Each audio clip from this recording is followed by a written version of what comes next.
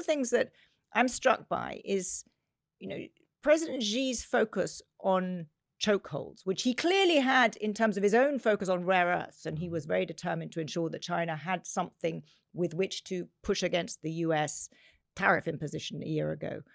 The war in Iran has shown that Iran too understands chokeholds and has very, very effectively used its geographic leverage over the Strait of Hormuz. Do you think that logic will induce China going forward to keep thinking about chokeholds? David? They're connoisseurs of power. So, they're very impressed by the military AI. They're going to have some serious thinking on their side about how far ahead America is on that. So they're not kind of cheering about what's happening. They're watching it very carefully. On the chokeholds, one of my big fears is that Donald Trump is a connoisseur of the chokeholds of his youth. He's obsessed with oil and fossil fuels, the things that made you powerful in the 1980s. The Chinese are looking for the next chokehold. So several times people said, yes, we used the control of our rare earth mineral sort of supply routes last year to really induce kind of panic in America and the rest of the world. But now America is going to get us, is going to do whatever it takes to break that chokehold. So we need to think of the next chokehold. And they would list, pharmaceutical precursors, other chemicals. They are looking for leverage all the time. They are connoisseurs of power. But I think one other thing that came up again and again is, I've watched them, I've listened to them tracking Trump since the first term when I was in Beijing and then through into the second term. They currently think of him as you say, chaotic and difficult to deal with, but also a tremendous opportunity because they say, and I do believe them because I always, the more cynical they are, the more truthful I think they're being because they are exceedingly cynical, is he is the least hawkish person in Washington they know. He is more willing to let China buy high-end American chips, to invest in America, that his transactional, selfish, me-first instincts are an opportunity for China. One of the things we heard was, if this Iran war weakens him too much, that's actually bad for us. Because if he's really weak in Washington, then that foreign policy blob, the hawks waiting in the wings, they get maybe more power. So they like dealing with this chaotic, selfish, transactional, not very hawkish Donald Trump. Interesting. So the weakness of Donald Trump would lead not to a more traditional MAGA Republican, but to the sort of triumph of the hawks. Yeah, Marco Rubio gets more power. That's their nightmare. That's of course they really do think 3 steps ahead. Part of this, chokeholds is one, so raw power, and they are, as you say, connoisseurs of power, and clearly much longer term strategic thinkers, to wit Napoleon, are being quoted so often to you. But also, I think a sort of second long-term consequence is, what does all of this mean for America's position, soft power, favorability in the world relative to China's? And there's a very striking chart that I just want to show you, which I thought is really stunning. This is a opinion poll of the public in 42 countries.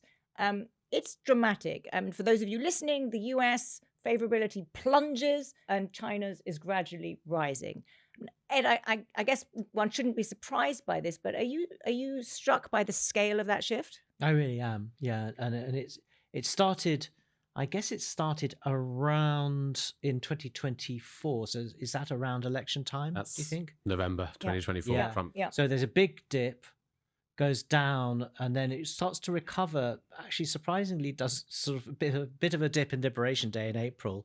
But then you see the beginning of this year, both Venezuela first, I think, and then Iran, these precipitous falls from +5 average to -15. And it's telling you that people are threatened and very uncomfortable by the idea of a US that is sort of in a revolutionary sense tearing up the sort of world that it had presided over. And this is, I wondered, Adam, whether the view of China is not necessarily affection, but perhaps more, at least it's predictable.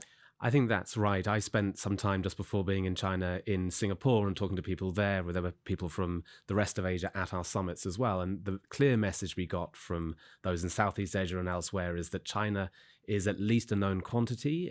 Yes, it can be a threat. Yes, it can be a bully in the region, but there are going to be times when you want to work with them, and it's getting more and more rational to work with them. So we've seen the Philippines, for example, agreeing now to do a joint exploration for oil and gas in the South China Sea as they talk about normalizing relations with China. I think you'll see more of that because it makes more sense now. All of this is sort of predicated on our, I think, subtext of this conversation, which is that this has been a sort of misguided, hubristic catastrophe for the US and will therefore have negative long-term consequences. But I do just want to prod you a bit by asking you a question that Kaya Newhagen asks, which is, America recovered from Iraq and Afghanistan. What makes Beijing so confident this time is different? Well, I agree to the extent that America has enormous powers of recovery and reinvention. And, that is the fundamental strength of a democracy. It also has capital markets that are able to deploy resources unlike any other in the world. And we're seeing that with AI, which could also become a source of enormous American power. So I do think there's a world in which this revolutionary, destructive movement sets everybody else back, ultimately including China, because it does, like any other country, even as big as it is, it will be affected by what's happening externally. There is a world in which, in this upheaval and chaos, America is able to thrive. I don't think that's the most likely outcome. The most likely outcome is that America suffers too, and it sees, as its alliances fall apart, it sees its power decline. But it is a world that we need to be aware of. But let's assume that happens, and America is this revolutionary power, smashing things up, declining. David, what strikes me in this is that I see no movement at all, and reinforced by this conversation, from China to do anything other than cynically look out for itself. 100%. No desire to step in any kind of leadership role. 100%. And I think that's a fascinating, either there's a totally optimistic view that America has an election, recovers and comes back as the kind of the America we know and love, or we go to something much more kind of law of the jungle and America's just this beast kind of rampaging around. Either way, that's a big problem for China, because China has been a total free rider. It's not wrong when Donald Trump says China uses the Strait of Hormuz and America doesn't really depend on oil through the Strait of Hormuz. That kind of selfishness that China pitches to others as the reason you can rely and depend on China. One of the sort of interesting questions that I tried to kind of push them on, and I didn't get a great answer, was, isn't there a version of disorder and disruption and chaos that means you have to start doing more? You have been such free riders on that American security order, and some of the shrewdest, sort of worldlier scholars who I've known for some years, they say, yes, that is a conversation we need to have, but our system moves really slowly. It's really cautious. And I think that's one of the things you hear so often in Beijing, that Xi Jinping and the leadership, they like their current plan. They don't want to change. And so for all of their talk about, changes unseen in 100 years, they're actually kind of status quo. They don't really want to adapt to their own rhetoric. The thing I really want to emphasize here, though, is that in a rapidly changing world where the world we knew is falling apart, that's a world that China should be worried about. And it's a bit of a blind spot, I think. There is an awareness there that actually, to